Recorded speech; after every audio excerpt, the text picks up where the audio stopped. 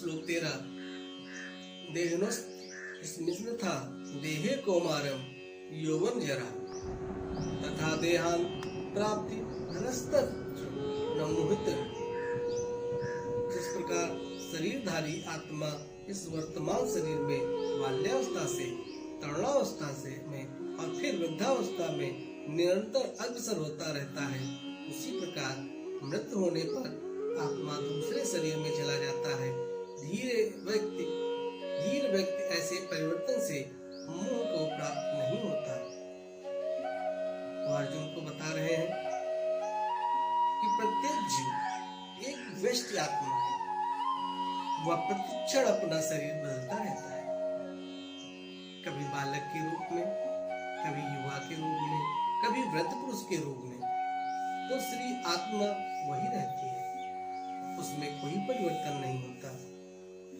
यह व्यष्टि आत्मा मृत्यु होने पर अंतोगत्वा एक शरीर बदलकर दूसरे शरीर में देहांतरण कर जाता है, और चूंकि अगले जन्म में इसको शरीर मिलना अवश्य भावी है, चाहे वह शरीर आध्यात्मिक हो या भौतिक। अतः अर्जुन के लिए न तो भीष्म न ही द्रोण के लिए शोक करने का कोई कारण है, अपितु उसे प्रसन्न होना चाहिए कि वे अपने पुराने शरीरों को बदलकर नए शरीर ग्रहण करेंगे और इस तरह वे नई शक्ति प्राप्त करेंगे। ऐसे शरीर परिवर्तन में से जीवन में किए कर्म के अनुसार नाना प्रकार के सुख भोग या कष्टों का लेखा होता है। क्योंकि भीष्म व द्रोण साधु पुरुष थे, इसलिए अगले जन्म में आध्यात्मिक शरीर प्राप्त होंगे, नहीं तो कम से कम उन्हें स्वर्ग में भोग अवश्य मिलेगा। अतः दोनों ही दशाओं में शोक का कोई कारण ही नहीं बनता।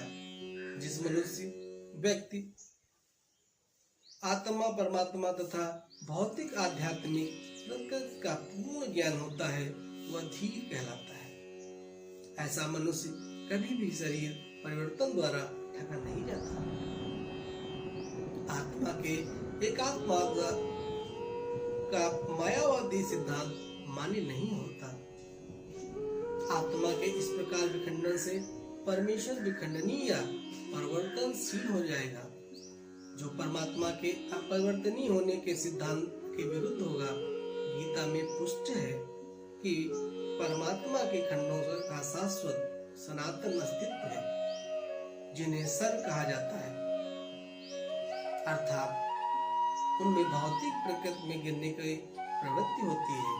ये विभिन्न खंड में नित्य भिन्न रहते हैं, यहाँ तक कि मुक्ति के बाद भी व्यक्ति आत्मा जैसे का तैसा भिन्न अंश बन जाता रहता है, किंतु एक बार मुक्त होने पर वह श्री भगवान के साथ सच्चिदानंद रूप में रहता है। परमात्मा पर प्रतिबिंबवाद का सिद्धांत व्यक्त किया जा सकता है, जो प्रत्येक शरीर में विद्यमान रहता है। वह व्यक्ति जीव से भिन्न होता है। जब आकाश का प्रतिबिंब जल में पड़ता है, तो प्रतिबिंब में सूर्य, चंद्र तथा तारे सभी कुछ रहते हैं। तारों की तुलना जीवों से तथा सूर्य व चंद्र की परमेश्वर से की जा सकती है। व्यष्टि अंश आत्मा को अर्जुन के रूप में और परमात्मा को श्री भगवान के रूप में प्रदर्शित किया जाता है। जैसा कि चतुर्थ अध्याय के प्रारंभ में स्पष्ट है कि वे एक ही स्तर पर नहीं होते। यदि अर्जुन कृष्ण के समान स्तर पर हो और कृष्ण अर्जुन से श्रेष्ठतम न हो, तो उनमें उपदेशक तथा उपदिष्ट का संबंध अर्थहीन होगा। यदि ये दोनों माया द्वारा मोहित होते हैं, तो एक को उपदेशक तथा दूसरे को उपदिष्ट होने की कोई आवश्यकता नहीं। ऐसा व्यर्थ होगा, क्योंकि माया के चंगुल में रहकर कोई भी प्रामाणिक उपदेशक नहीं बन सकता।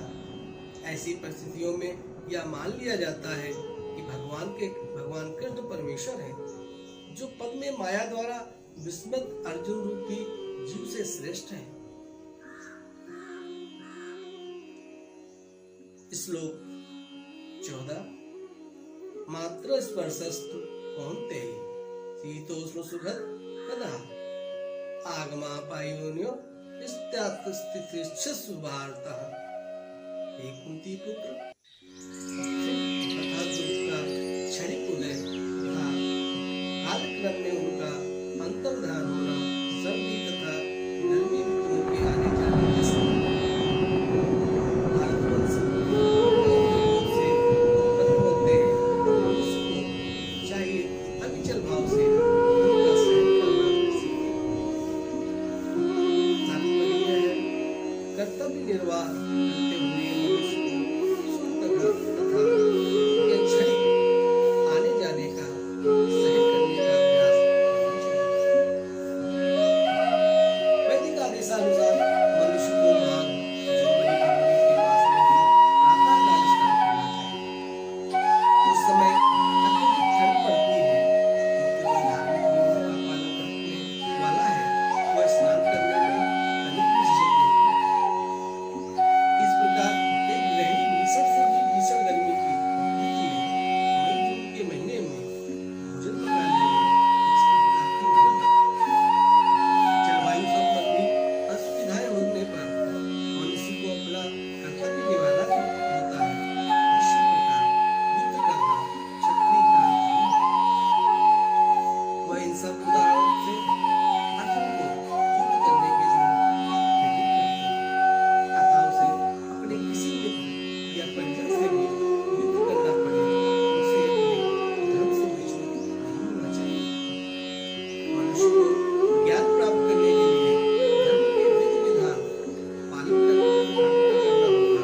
युद्ध ज्ञान तथा भक्ति से ही मनुष्य अपने आप को माया के बंधन से छुड़ा सकता है। अर्जुन को जिन दो नामों से संबोधित किया गया है, वे भी महत्वपूर्ण हैं। यहाँ भगवान ने अर्जुन को कौन्तेय कहकर संबोधित किया। यह प्रकट होता है कि वह अपनी माता की ओर मातृत्व से संबंधित है, और भारत कहने से उसके पिता की ओर पितृकुल से संबंध प्रकट होता है। दोनों ओर से उसको महान विरासत प्राप्त है। महान विरासत प्राप्त होने के फलस्वरूप कर्तव्य निर्वहन का उत्तरदायित्व आ पड़ता है। अतः अर्जुन युद्ध से विमुख नहीं हो सकता। इस प्रकार भगवान अर्जुन को युद्ध करने के लिए बार बार नए नए उदाहरण से प्रेषित कर रहे हैं और प्रोत्साहित कर रहे हैं। वो अर्जुन को उनके कर्मों को, उनके कर्तव्यों का पालन करने के लिए उसे प्रोत्साहित करते हैं। श्लोक 15। यम हिम न व्यथ्यन्ते पुरुषं पुरुषाभ्ये समुदा समदुखा सुखम धीरे सौम्यत्वाम कल्पते। हे पुरुष श्रेष्ठ अर्जुन, जो पुरुष सुख तथा दुख में विचलित नहीं होता और इन दोनों में संभाव रहता है, वह निश्चित रूप से मुक्ति के योग्य है। तात्पर्य, जो व्यक्ति आत्मा साक्षात्कार की उच्च व्यवस्था प्राप्त करने के लिए दृढ़ प्रतिज्ञ है और सुख तथा दुख के प्रहारों को संभाव से सह सकता है, वह निश्चय ही मुक्ति के योग्य है। वर्णाश्रम धर्म में चौथी अवस्था अर्थात संन्यास आश्रम कष्ट साध्य अवस्था है, किंतु जो अपने जीवन को सचमुच पूर्ण बनाना चाहता है, वह समस्त कठिनाइयों के होते हुए अपनी भी संन्यास आश्रम अवस्था ग्रहण करता है। यह कठिनाइयां पारिवारिक संबंध विच्छेद करने तथा पत्नी और संतान से संबंध तोड़ने के कारण उत्पन्न हुई है। किंतु यदि कोई इन कठिनाइयों को सह लेता है तो उसके आत्म साक्षात्कार का पथ निष्कंटक हो जाता है। भगवान अर्जुन को उसके परिवारों के बारे में, उसके संबंधों के बारे में बार बार समझा रहे हैं कि सुख दुख आना जाना है, इसके लिए तुम चिंतित न हो। अतः अर्जुन को क्षत्रिय धर्म निर्वाह में रहने के लिए कहा जा रहा है।